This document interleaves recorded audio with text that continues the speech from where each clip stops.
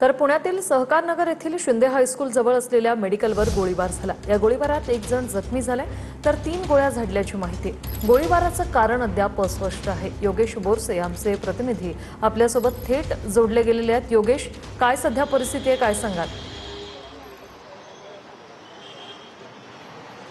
पुण्यातील सहकार नगर परिसरातील शिंदे हायस्कूल जवळ गोळीबार करण्यात आलेला आहे। साधारणतः 9:55 ही घटना आहे।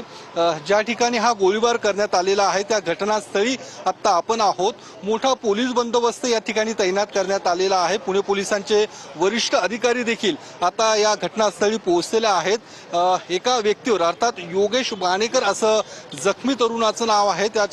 सध्या त्याला खासगी रुग्णालयात दाखल देखील करण्यात आलेलं आहे आणि नेमकं काय कारण होतं याचं अद्यापही स्पष्ट होऊ शकलेलं नाहीये। मात्र गेल्या काही दिवसांपासून पुणे शहरात गोळीबाराच्या घटना ह्या सातत्याने वाढताना दिसत आहेत। पुणे पोलीस उपायुक्त मिलिंद मोहिते सर आता आपल्यासोबत आहेत। सर, नेमकी काय ही घटना आहे? बिकानेर चौकामध्ये आता 15 मिनिटांपूर्वी एक फायरिंगची घटना घडली। त्यामध्ये 2 राऊंड फायर झालेले दिसत आहेत। योगेश बाणेकर या व्यक्तीवरती ते फायरिंग झालेलं आहे।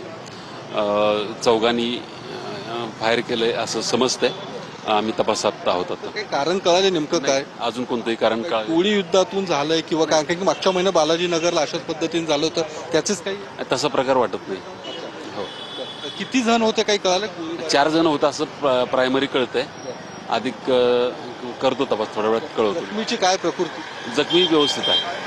तर पोलीस उपायुक्त होते, त्यांनी या सगळ्या गोळीबारासंदर्भात माहिती दिलेली आहे। जखमीची प्रकृती सध्या स्थिर आहे।